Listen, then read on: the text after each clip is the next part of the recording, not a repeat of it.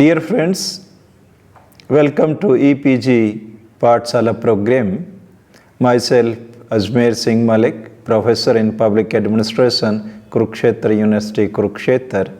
Today, we will deliberate on the topic control and supervision. Under this topic, we will discuss about the meaning or the concept of control and supervision.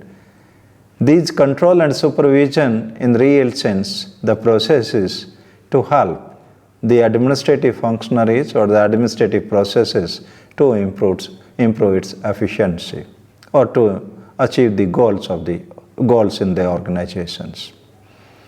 Naturally, these are the two distinct processes, and during the talk or during this lecture, we will distinguish between what is control and what is supervision. Besides this, we will also discuss the different means and techniques of both the processes control and supervision.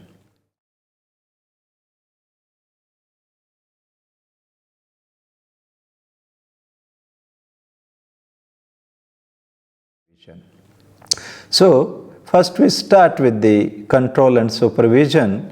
And what is the aim of this control and supervision? As I earlier said to you, that control and supervision aim that the aims and objective of organizations are achieved. Policies and programs which are to be implemented by the organization or the administrative agencies, those must be achieved in its true spirit. Not only that, it also aims to ascertain that the policies and programs are implemented within the stipulated time framework. That's an important aspect of the performance and the achievement of the goals. Besides this, the control and supervision keeps the organization in a right direction, means it prevents the organizations to get itself diverted from its primary goal. The organization remains oriented to the ultimate goal it has set for itself. As I said that we will discuss the distinction between control and supervision, so I would like to tell you that although it is very difficult to draw a distinction between the control and supervision, but the two processes should not be understood identical. Although it is difficult to draw a distinction between the control and supervision, that is the two processes of the administrative organization, but these two processes should not be considered as identical one. Henry Fayol states that the control verifies that everything occurs in conformity with the plan adopted, instruction issued, and the principle established. Again, I am repeating this and emphasizing this statement of Henry Fayol, which is about the process of control. He states that control verifies that everything occurs in conformity with the plan adopted, instruction issued, and principle established. Thus, control helps in measuring the progress in the implementation process, and also implies that required corrective action may be taken by the control mechanism or the control process. On the other hand, Margaret Williamson defined supervision as a process by which workers are helped by a designated staff member to learn according to their needs, to make the best use of the knowledge and skills, and to improve their abilities so that they do their job more effectively and with increasing satisfaction to themselves and the agencies. In fact, supervision exists whenever individuals work together in some type of hierarchical relationship. Supervision is mainly concerned with inspiring and guiding workers towards greater performance. Means it is somewhat a motivating force which guides the workers in utilizing their best for achieving the goals of the organization. Therefore, keeping in view the meaning of this control and supervision, we say we can distinguish on 5 counts. Number 1, control is a wider concept, whereas supervision a part thereof. The second is, control takes place at all levels of the organization, but supervision in its purest form. Supervision in its purest forms occurs at the first or lowest level of organization, means upper echelons of administration that may not require supervision. In governmental context, this level is referred to as that of the first line supervisor. Number 3, control is exercised through rules and procedures and from a distance one. And there is absence of human involvement in case of control. But as there is no involvement of the human factor, therefore it is considered objective in its nature. There is no subjective consideration in it. However, in case of supervision, there is a direct relationship between supervisor and the supervisee. It is intimate and may not be objective like the process of control. Number 4, control relates to evaluation and correction in case of deviation. I am again repeating it. Control relates to evaluation and correction in case of deviations from rules and procedure laid down for the purpose. Whereas supervision provides guidance and is thus both supportive and corrective in nature. Lastly, we can say the main objective of control is to ward against arbitrariness and whimsical attitude, negative attitude. Whereas the purpose of supervision is to ward against the situation, directionless and waywardness. So these are the 5 kinds of the distinctions we can list between the processes of control and supervision. There is one more, we can add one more distinction, and that distinction is that controls more aims at adherence of rules and procedure, although it is inherent in earlier distinctions, but we are focusing it that there is adherence of rules and procedure in case of control. In the second distinction, we expressed this kind of the things, whereas in case of supervision, it aims at more effective performance and quality control of the performance. So this is about the distinction between the two processes. Now we will take up each and both of these processes for discussion, and first we take the control. Control may be formal, control may be informal. This is the traditional and most obvious classification, most obvious typology of the control. In case of formal control, generally it means the formal control is generally prescribed legally, and it is also exercised through the prescribed channels and through the rules and procedures as we discussed in the meaning and the distinctions between control and supervisions. Again, this formal control may be internal or it may be external.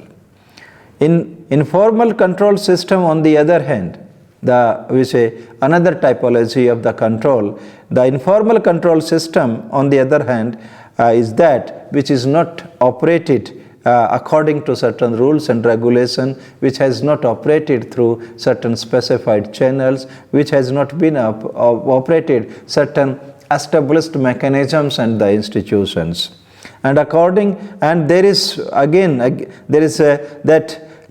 there may be not a necessity of legally laid down rules and regulation in case of informal kind of control. No doubt that kind of control is also within the framework of general law of the country, but there is not a specific kind of the statutory provision or specific kind of the specific kind of the rules and regulation laid down for the purpose.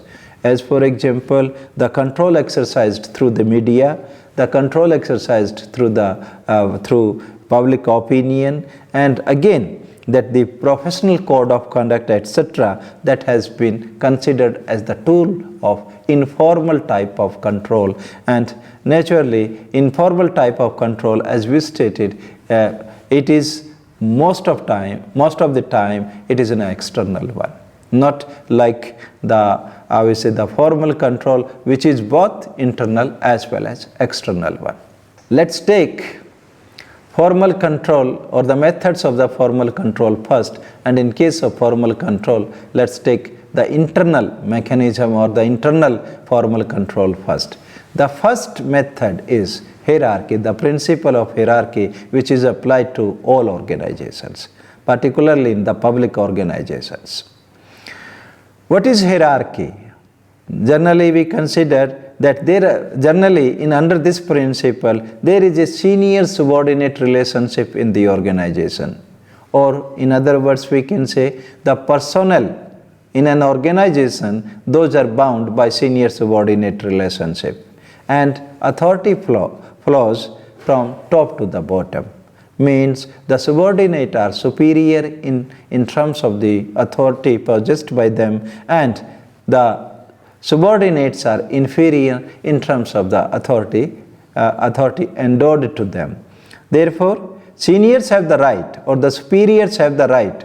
It is not a question of superior and senior in terms of the human beings. It is only in terms of the authority possessed by them.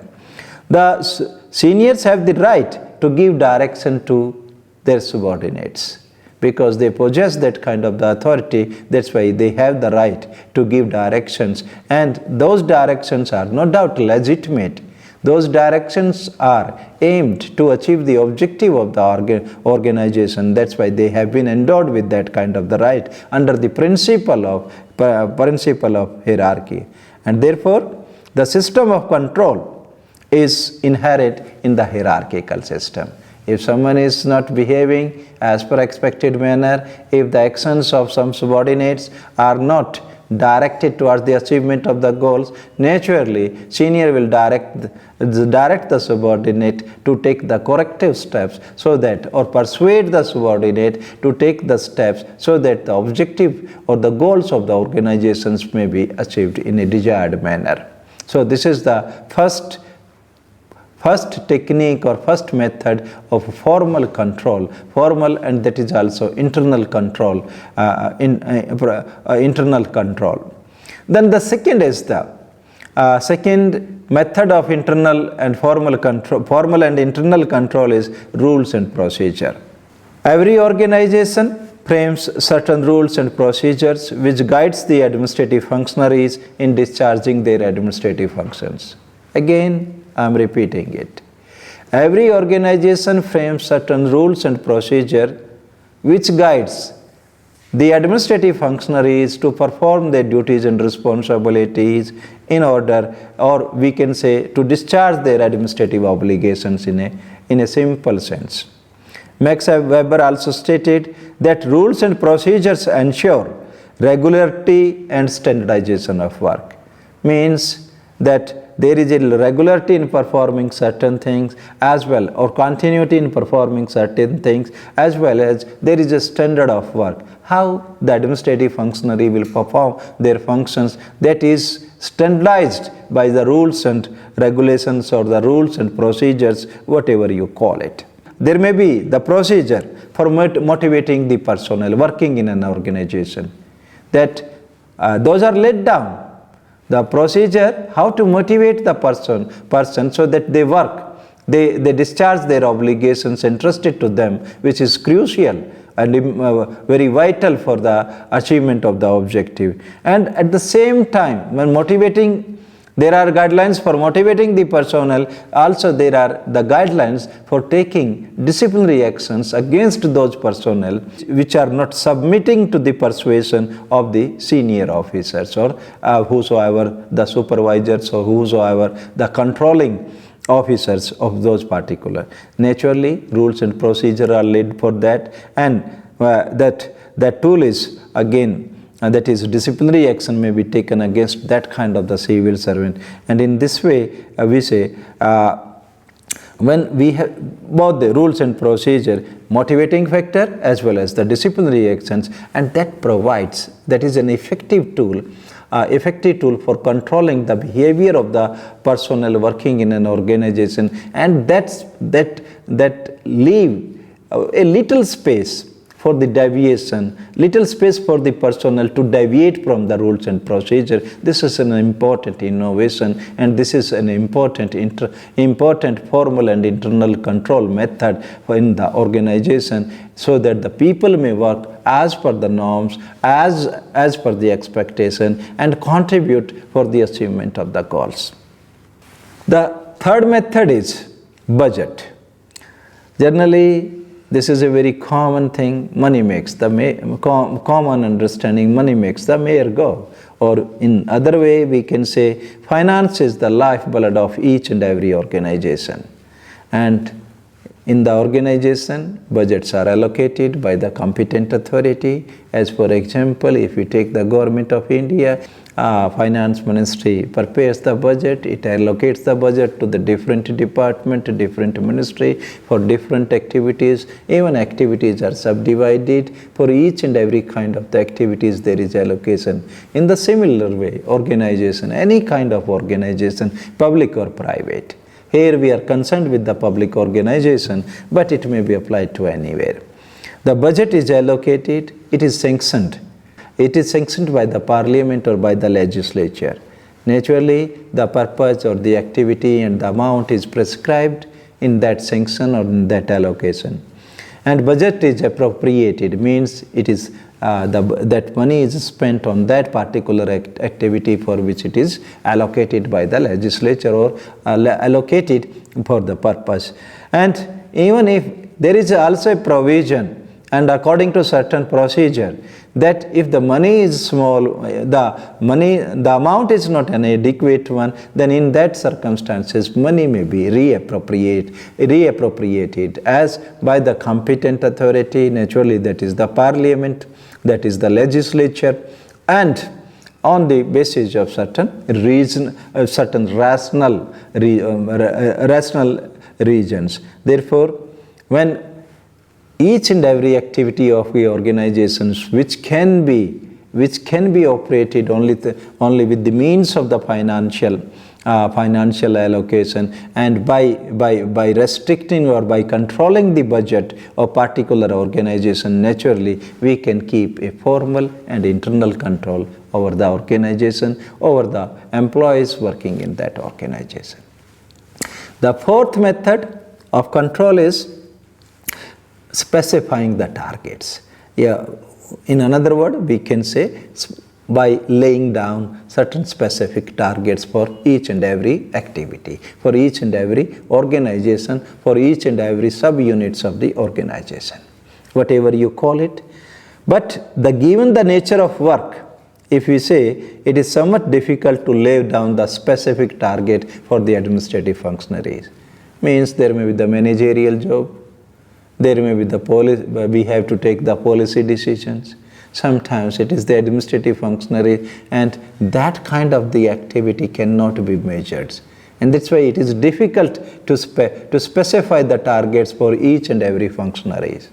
Because in the public organization, people work in the team. And in that team, it may not be possible. Many times posts are vacant, many times you have to do additional work, many times you don't have the work because appropriate allocations have not been made by the legislature. There are so many reasons, but we say more or less we specify the targets for each and every administrative functionary in the organization, and if we can do that in a very specific sense and in a very formal manner, naturally the control mechanism will be more effective. If we can't do that, then in that circumstances it may not be so effective as it is envisaged when there is a formal, when we can make the specific targets of performance.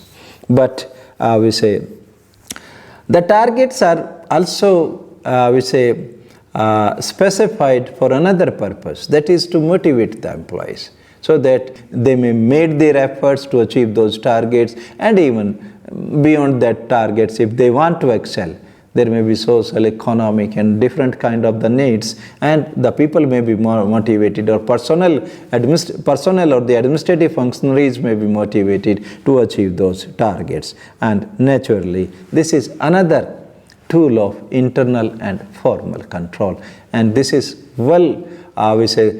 this has been utilized by almost every organization, even including the public organization.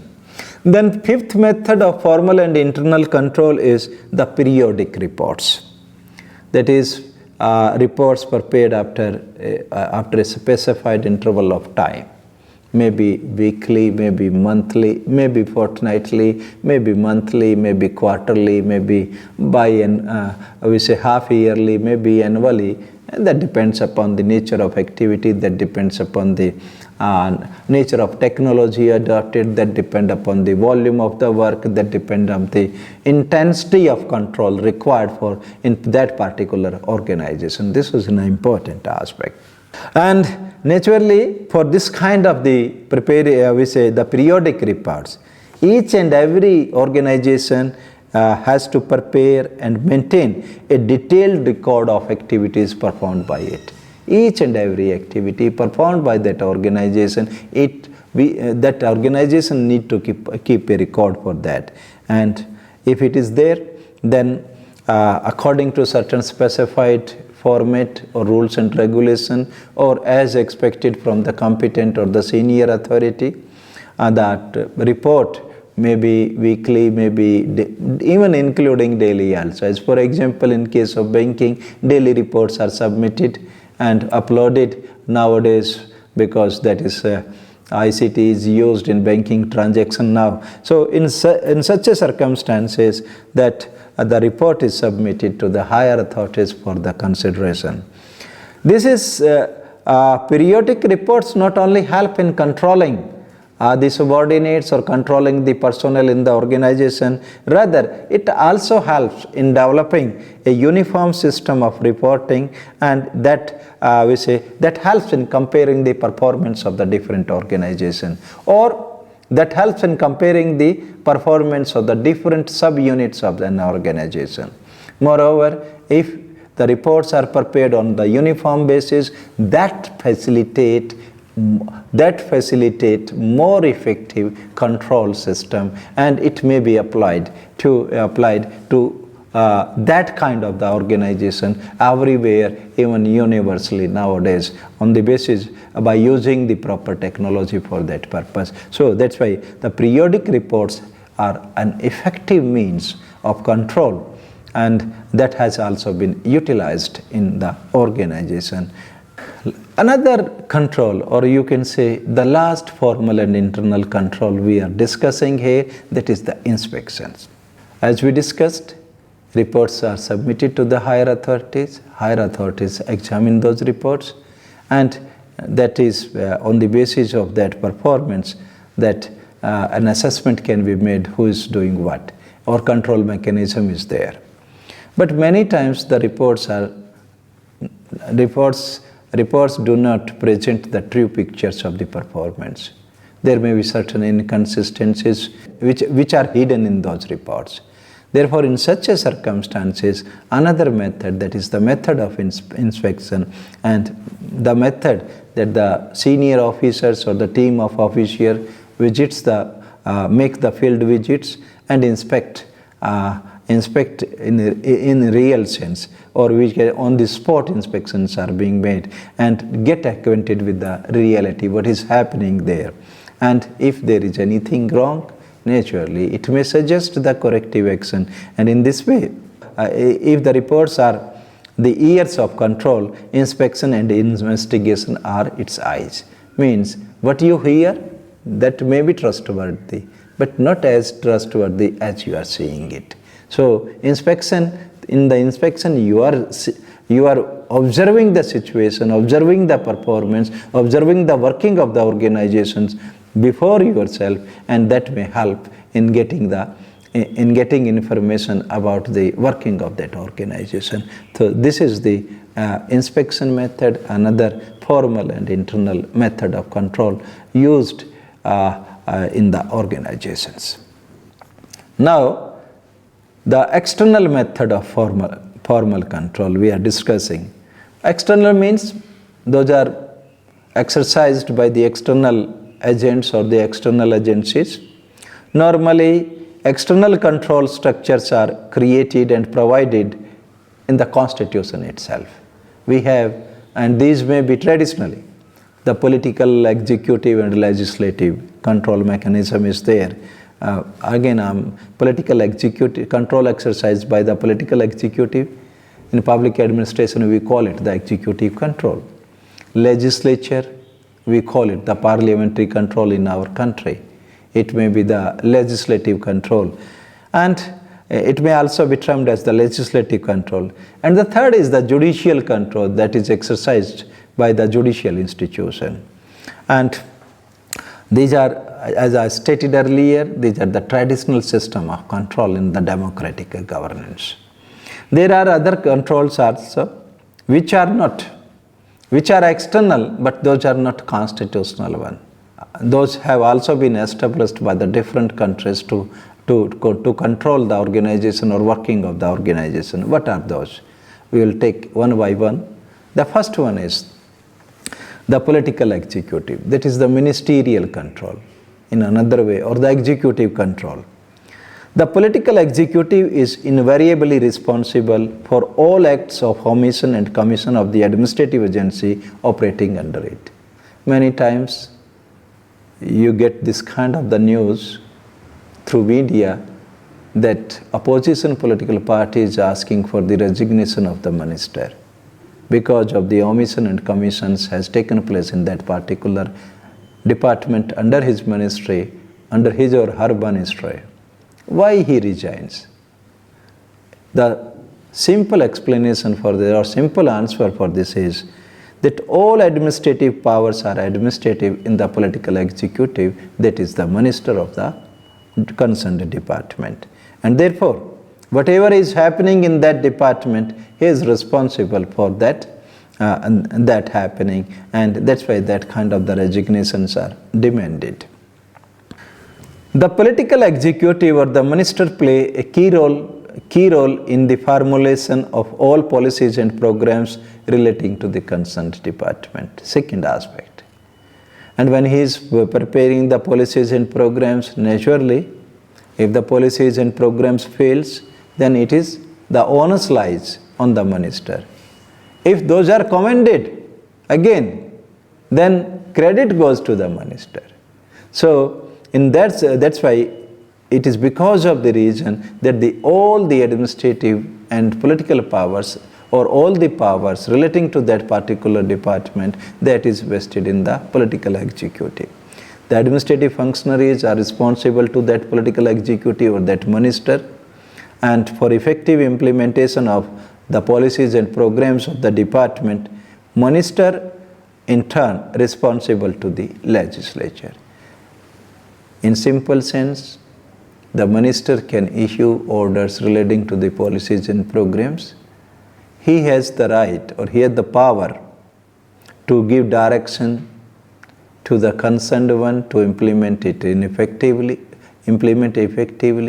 and that's why all the functionaries in the departments, they were made responsible or accountable to the minister, who in turn is accountable to the parliament, that is the elected representative of the people as per the principle of the democratic governance. This is utilized everywhere in the world in the democratic governance system. And it is an external formal method of control, and there is a separate lecture on this control in some different paper in different semester, and that's why. But here, whatever is required for this purpose, that is being discussed and deliberated with you. The second control mechanism, external control mechanism, is exercised through the legislature, and in India we call it the parliamentary control. What is it? if we go by basics, there are three organs of the state. One is the parliament, we call it the legislature. The another is the executive, we call it the cabinet or the government. The third one is the judicial one. So legislature is one of the three organs of the government or of the state. And naturally, the legislature or the parliament exercise control over the political executive. That is the prime minister and the council of ministry. This is controlled by our parliament, and this is what we call the control by legislature is called as a parliamentary control or the legislative control. And all the policies and programs, as in the earlier point we discussed, it is the minister who frames the policies and programs. But the individual minister in a parliamentary system is not allowed to take major policy decisions. Because if there is a major policy decision, then many ministries may be involved.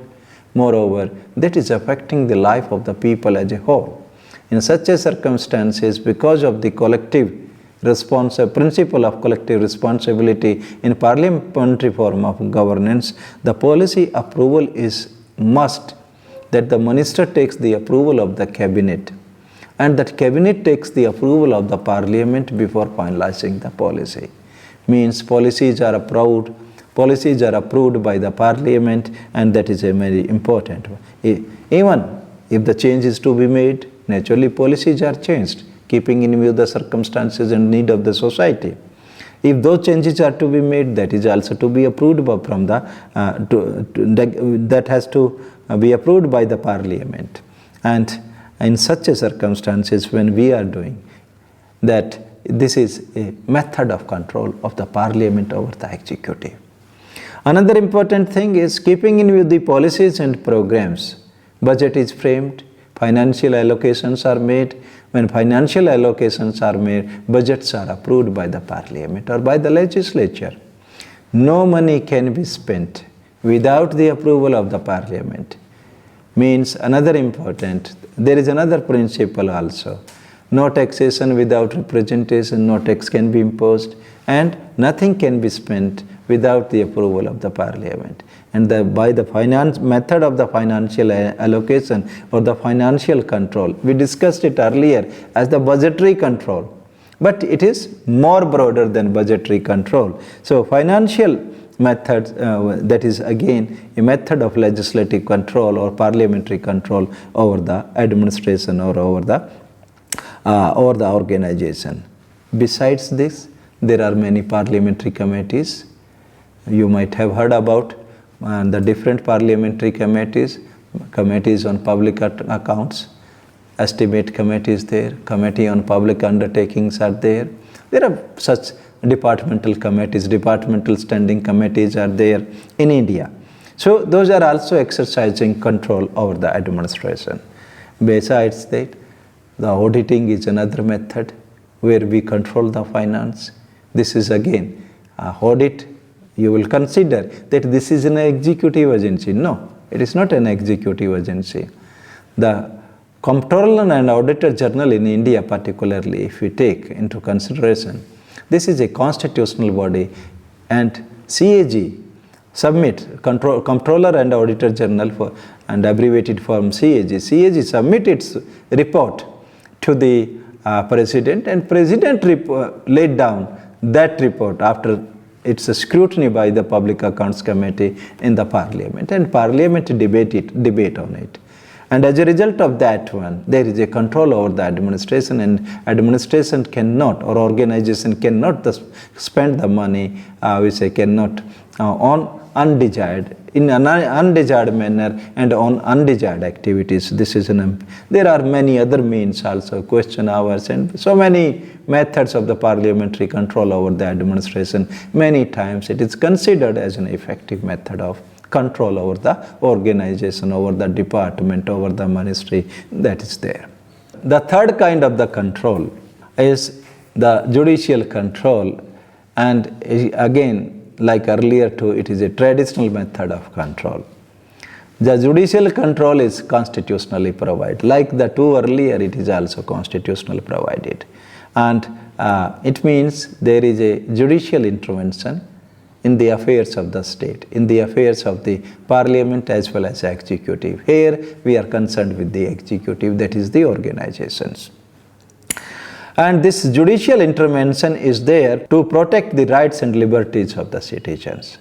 Generally, it is exercised through the judicial review, and what the judicial review of the laws enacted law framed by the parliament, judicial review, and we say naturally if the law is not as per the spirit of the constitutions, those are declared as ultra vires.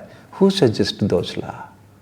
It is the executive. There is a role of executive in formulating and preparing the law, no doubt prepared by the legislature. And the judiciary is also there, that it should there should not be a procedural lapse, means the procedure prescribed by the law, procedure prescribed by the constitution, procedure prescribed by the any statutory means for performing certain activities, that should be adhered. And if it is not adhered, in that circumstances, the court can declare that act of administration, that act of organization as null and void. And that's why there should not be a procedural lapse, and it is examined by the court, by the judicial system. There is another important thing. The judiciary also ensure that there should be legality of actions. Whatever actions is performed by the administration or the organization, that should be legal. It should have certain statutory sanctity or the constitutional sanctity. L.D. White states, judicial control over administration ensure legality of the acts of the executive and protects the citizens against unlawful trespass on their constitutional or other rights. Means there should be adequate protections of legal rights and citizen rights and the constitutional rights, and there should not be any illegality on the part of executive to encroach upon those rights. This is to be ensured by the judicial review. This is to be ensured by the judicial control or judicial institutions. Generally, the court or the judicial authority, judicial system does not take up the case itself, that is the suo motu. In the rare circumstances, it is being taken up. But if a person, aggrieved person, appeals to the court that the rights, his legal or the constitutional rights, are not available to him because of the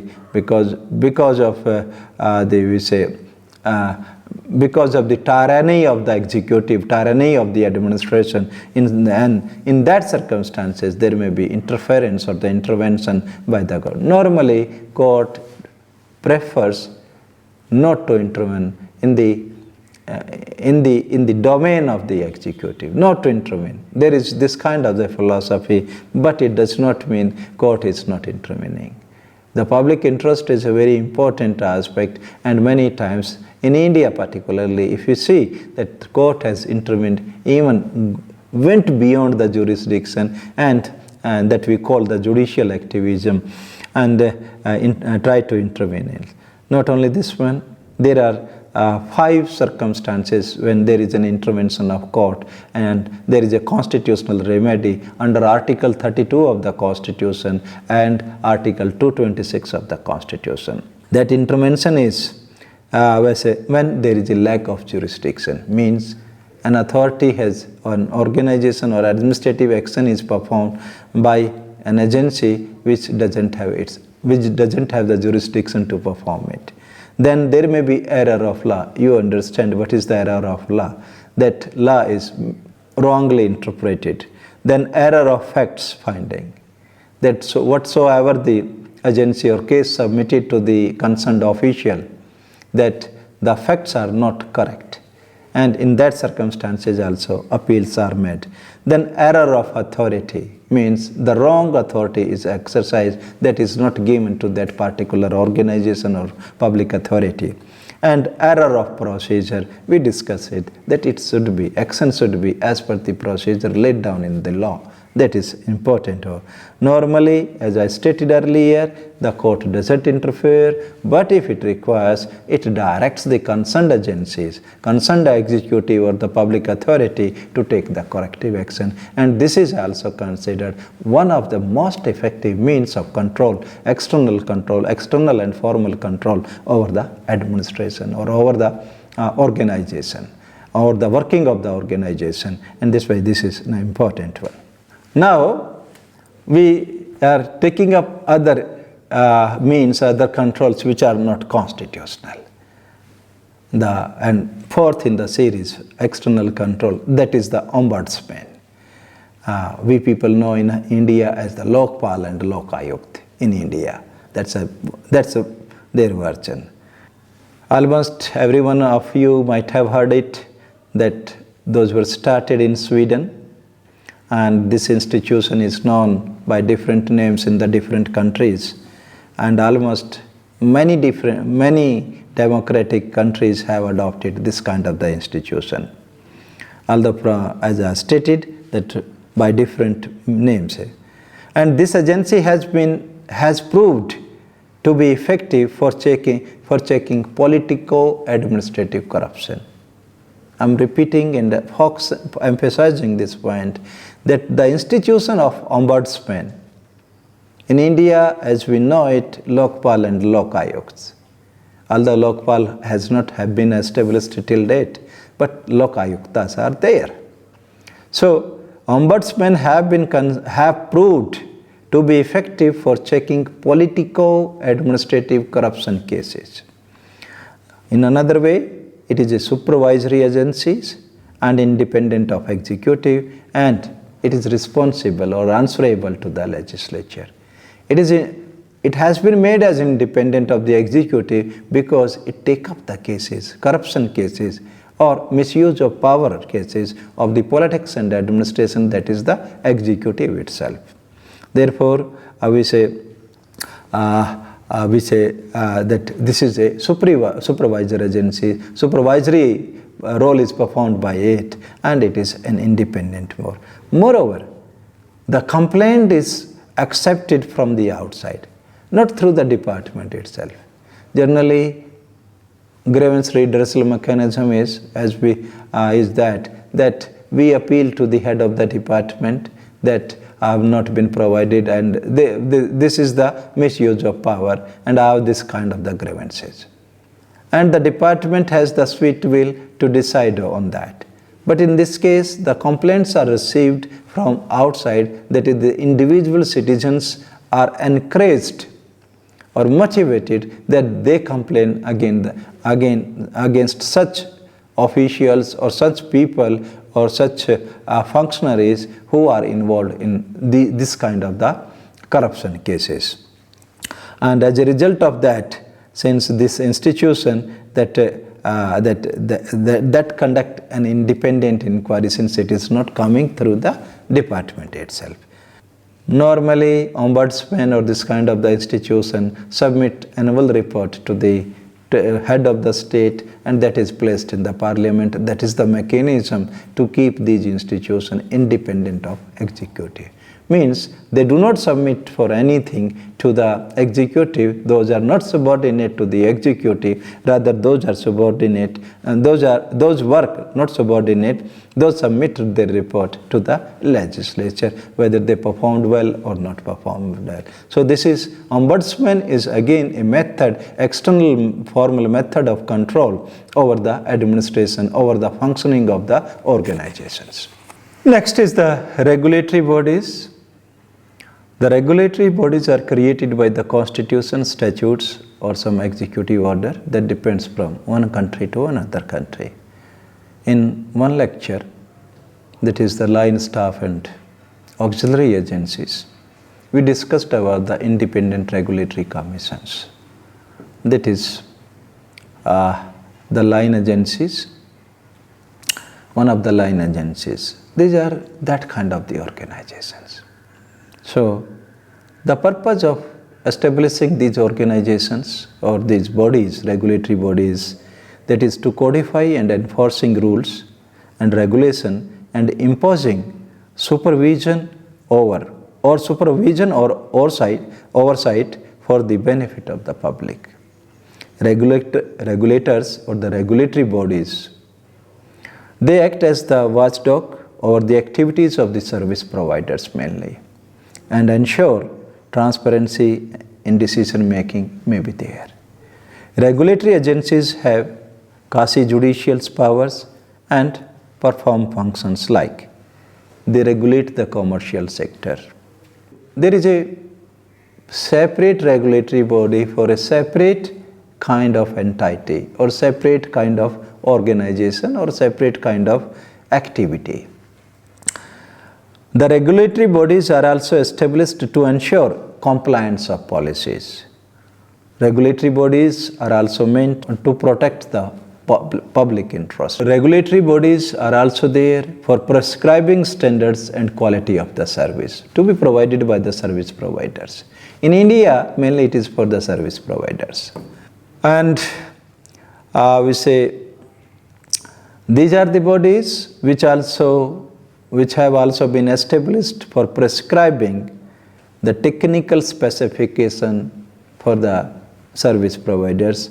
And lastly, these are the bodies to take actions, or we can recommend to the government to take actions against the service provider if that service provider is defaulting or not providing the services as is laid down for that purpose, as per the standard laid down for the purpose.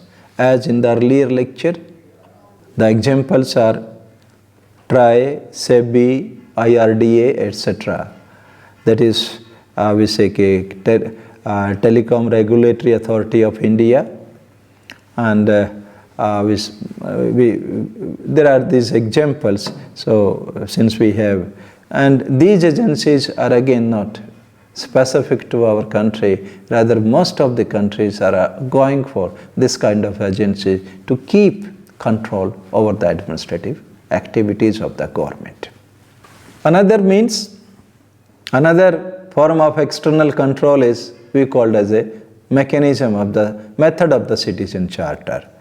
And citizen charter, what is citizen charter? First of all, citizen charter is a commitment of an organization towards standard. Number one, it is a commitment of an organization towards number one, standard, number two, quality, number three, time framework of the service delivery, number four, that is the grievance redressal mechanism, and number five, transparency, and number six, accountability. All these things must be there in a citizen charter system. And the objective of citizen charter is to improve the quality of service and to initiate actions to solve citizen day-to-day problems, particularly when they are engaging themselves to some service providers or some administrative agencies. It does not create any new legal system. Rather, it facilitates the enforcing the existing legal system. Means there is nothing new by providing the citizen charters or by adopting the citizen charter. It is not new.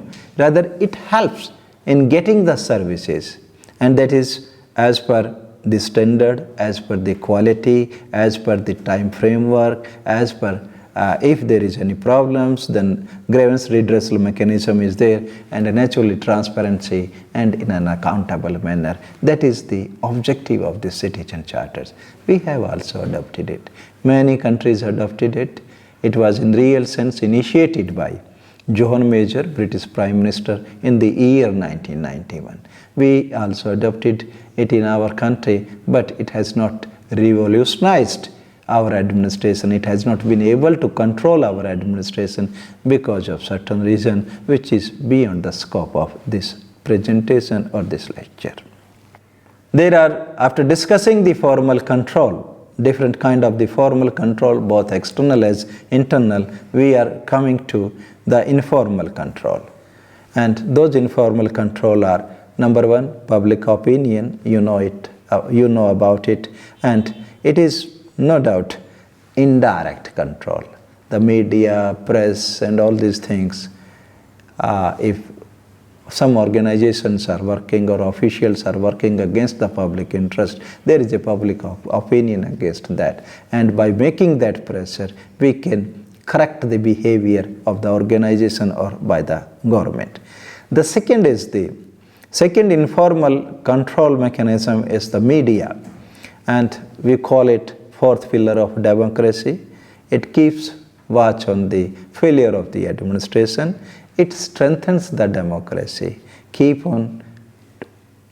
on telling the lapses of the government, at the same time also appreciating the constructive initiative taken by the administration. It should be both ways. If it is not there, it should be in both ways.